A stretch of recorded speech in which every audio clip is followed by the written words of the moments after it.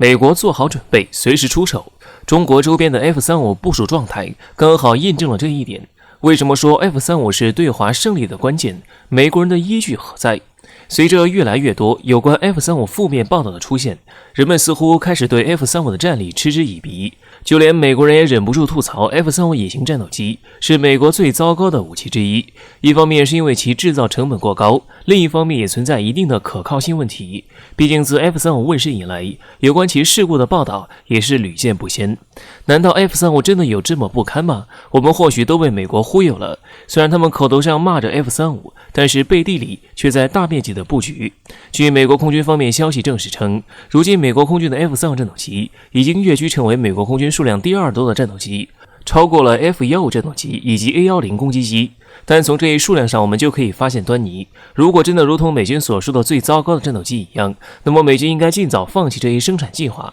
但是他们非但没有，反而大幅增加了这一战斗机的数量，其背后到底有什么不可告人的目的？美国空军发言人表示，美国空军现在共有283架 F-35战斗机，而部署在中国周边的数量粗略估计就达到249架。观察人士指出，这些部署在中国周边的 F-35战斗机主要分布在日本、韩国、澳大利亚以及新加坡这4个国家。从地理方位上来看，美国在中国周边部署的 F-35战斗机刚好呈现 C 字形，对中国形成半包围之势。可见，未来 F-35一定会在遏制中国这件事上起到一定的作用。而至于是什么作用，美国国际利益网站对此也进行了一些解读，其表示 F-35是中美战争的终极武器，是对华胜利的关键。我们知道，未来如果中美间爆发战争，其战争的引爆点一定是在太平洋地区，而在这一宽广的太平洋水域，美国想要赢得中国的胜利并不容易。因此，美军认为唯一的途径就是必须采取协调一致的多领域办法。而 F-35在这里的重要作用就被凸显出来。在美军看来， F-35可以充当连接美国海陆空三军的一个重要载体。例如，所有的 F-35战斗机间不仅可以实现连接，甚至还可以连接水面舰艇、陆基武器以及其他军事打击利器。也就是因为这一重要作用，使得其成为美军中数量第二多的战斗机。显然，从美军这样的动作中可以发现，他们似乎已经做好了随时出手进攻的准备。同时，这也告诉我们，未来的战争形势一定是一场大规模的联合作战。对于美国如此险恶的用心，我国也应该有所防范，并有所准备。据美媒国家利益在5月12号刊登一篇名为《中国军方的增长不仅仅是数量》的文章。在文章中就提到，中国的军事力量正在发生着巨大变化，以至于解放军拥有了更加致命的应用能力。与西方媒体普遍认定的单纯装备快速发展相反，中国解放军那几个的快速成长，不仅仅是在装备发展速度和效率上。美媒刊登的这篇文章中提到，中国军力的快速成长是全方面的，解放军5个明显的成长方向，经过多年发展，让它变得更为致命。最为显著的一点就是解放军的部队结构正在变得灵活，这支全球最庞大的军队正在从过往大兵团规模作战，转向如今西方以旅级作战单位为节点的机动模式。比如一个集团军构成往往会具有炮兵旅、防空旅、特种作战部队、航空旅、工程部队、信息支援旅和生化防御部队等。这意味着解放军的任何一个集团军都可以拥有全面的作战能力，调动起来也更加灵活，无法让敌人猜到战略意图。其次，中国军工科技的高速发展，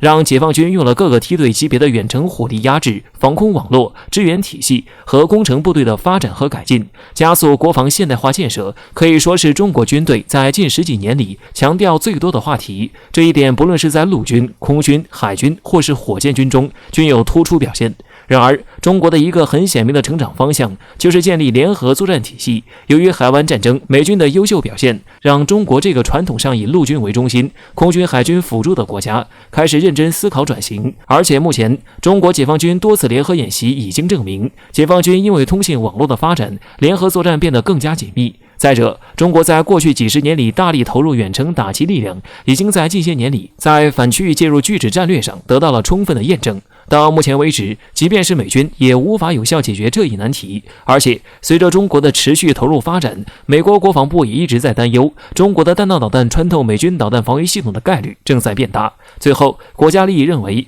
中国在近几年军队有一个明显的发展倾向，就是要建立一支强大的无人机部队。在2017年的时候，中国就曾经表示会开发一系列支持远航、隐身和高空等战略属性的无人机。此外，中国社交媒体网络上也因此有消息指出，中国正在完善自己的无人机作战体系，打造无人机蜂巢网络。基于以上的5个观点，美媒国家利益认为，美国国内一些人单纯将中国的国防发展看作是装备的更新换代以及数量增长，这是十分盲目的。中国重点发展的5个方向，已经让中国解放军变得致命和具有影响力。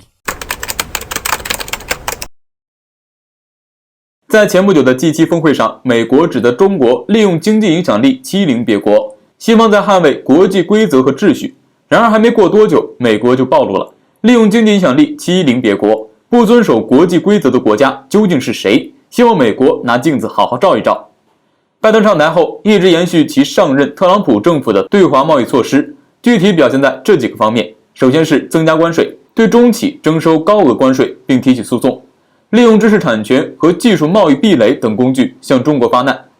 以发动对中国的频繁贸易制裁，以此要求世贸组织修改相关规则，以国家安全为由拉拢盟友对中国走出国门的大企业进行围堵。美国司法部还启动中国专案，对中国企业进行罚款、制裁、起诉等手段，长臂管辖，比如阻止荷兰光刻机运到中国，阻止中企收购乌克兰马达西奇航空企业等，还将中国企业纳入实体名单，以人权问题破坏中国对外贸易。长期以来，美国利用其科技地位、完善的知识产权保护法律体系、严格的保护和救济程序，主导世界贸易体系和规则，尤其是美元霸权，所以对一个国家进行金融制裁，破坏一国的产业体系。然而他们现在疑惑的是，几乎每一招都用了，为什么中国还打不垮？